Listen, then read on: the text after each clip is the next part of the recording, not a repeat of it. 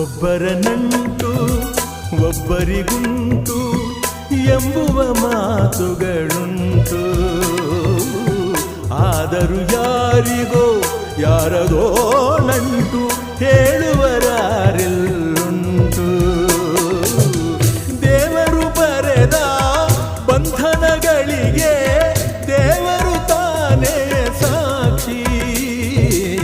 ಮನುಜನ ಮದುವೆಯೋ ಬೊಂಬೆಯ ಮದುವೆಯೋ ತಾಳಿಯು ತಾನೆಯೇ ಸಾಕ್ಷಿ.